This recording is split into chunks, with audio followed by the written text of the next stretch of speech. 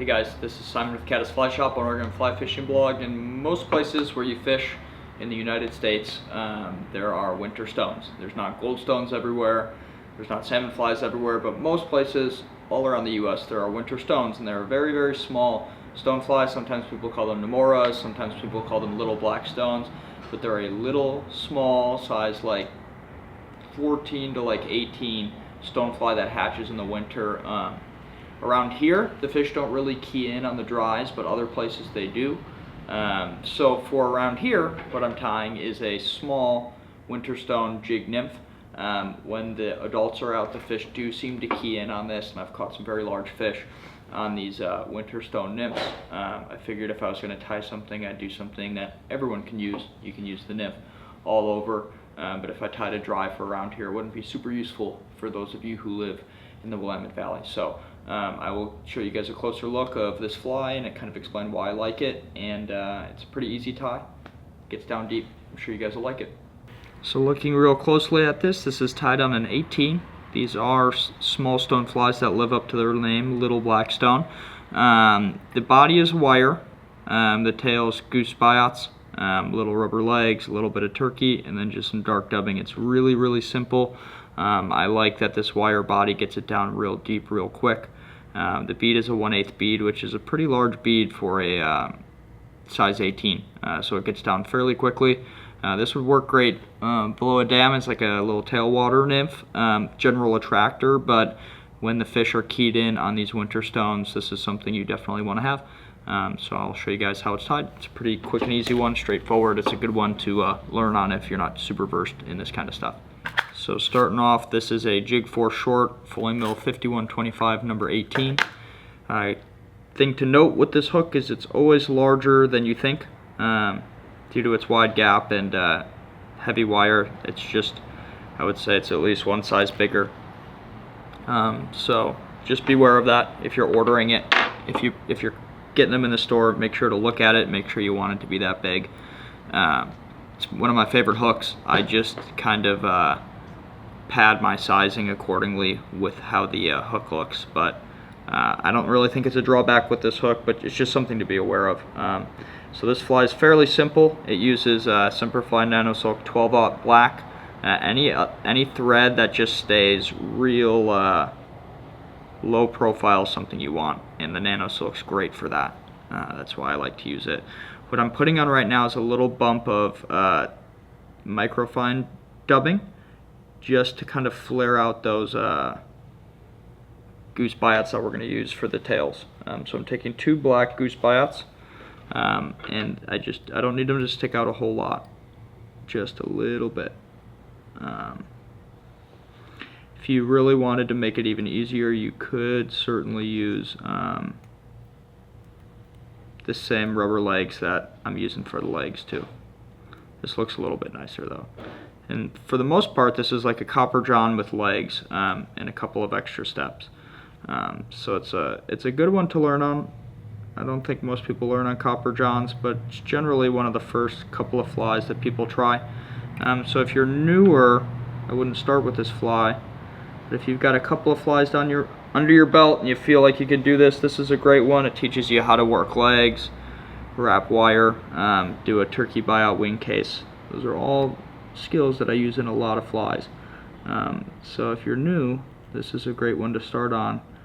And it also happens to be extra great because you can find winter stones all over the place. So whether you're learning in Eugene, Oregon here, or you're learning in the Midwest or East Coast, most of those places have winter stones, so you can use this all over. And if there's not winter stones, it just looks like a young stonefly or a young mayfly nymph with some legs on it. And so what we're going to do now is tie in some uni soft wire medium black. And I don't really need to taper the body, but sometimes you end up with like a little bump of thread back here from working with those biots. If you do have that, I would just squish that down. And so I like to attach it on the side too, which I'll show you guys how I'm doing that. I like to have it even with the side of the shank like that. That'll kind of make the body a little bit flatter and wider, but not taller. And that's how stoneflies look. So whenever I'm working with a Stonefly Nymph, this is always how I add in my wire. It just helps make the body a little bit wider. And so we're going to bring our thread back up here. And what we're going to do now is wrap this up with touching wraps. And one thing is, it's not always the easiest to see with this black wire, and one thing that you do need to do, like a little mistake I made right now, is you got to make sure that wire is wrapped all the way to the back so that you can have like a nice body that kind of just gradually continues up. And what we're going to do is do touching wraps like this, and as you need, you can kind of pack it down with your finger. It'll help keep it really tight. What I like about this body is it's slim, so it sinks fast, and the wire also adds just a little bit of weight, and it's very durable. Copper John's famous for a reason. And so we're going to make some wraps up just like that. And we got to leave a little bit of space for this thorax, not a whole lot. If you are new, you can put the thorax on the top if you don't want to drive yourself nuts. If you're a little bit more skilled, you can flip it upside down. The reason why it's like this is because the jig hook will ride like this, and you want that thorax with the wing case to be on the top. But it doesn't really matter, the nymphs tumble around anyway. Some of the best tires, just out of laziness, don't put it in the bottom. But if you want to challenge yourself, or if it's something you do all the time, this is always how I do it, because it just feels right in my head. Do the trout care? Maybe. I don't know. But this, to me, is the proper way to do it. But it won't hurt if you want to do it the other way. Alright, so we're going to tie in some cinnamon tip turkey right back there. And then we're taking some fine round rubber legs in size medium. And we're just going to tie them in. And the little trick I like to do to put them in fairly easy is I pinch one side in like this, help it out to where I want it to sit. And I need a little bit more space here. You want to leave a little bit of space to work, and you don't want to crowd that bead too much. That's something you kind of want to avoid. Okay, so now we're going to take this leg and put it in. And the easiest way I found to do it is kind of pinch one side like that, and then you can kind of wiggle it to where you want it to be. And I like to do 2 or 3 extra wraps just so it doesn't slip out on you. And then same thing on this side, we're going to pinch and pinch and pinch, and then you can kind of help it where you want and pull the legs where you need.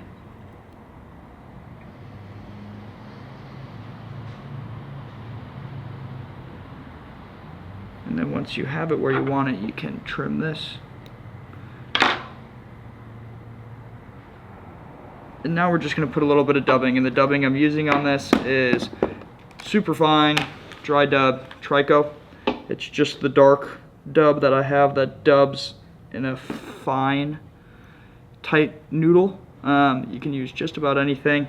You can even use something flashy if you want to add a little bit of flash. I just kept this one fairly natural. This is generally how I tie it, but sometimes I tie it with a little bit more flash, like some ice dub, or Foil Mill has a good tactical micro fly or micro flash, which is a good one.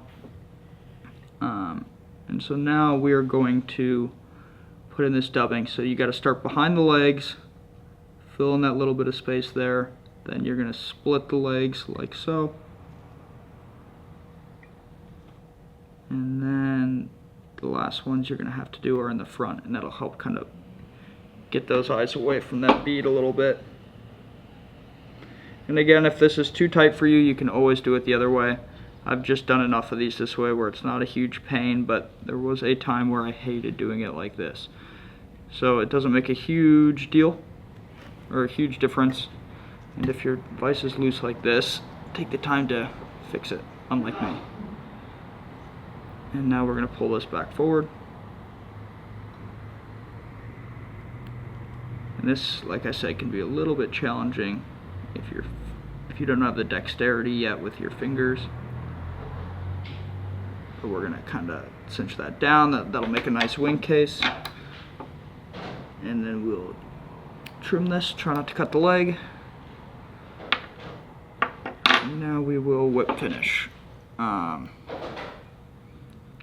You could certainly size this up to a really big fly. You'd have to use bigger wire for sure. If you're seeing a lot of juvenile goldstones, it would be kind of cool to do this in a golden color.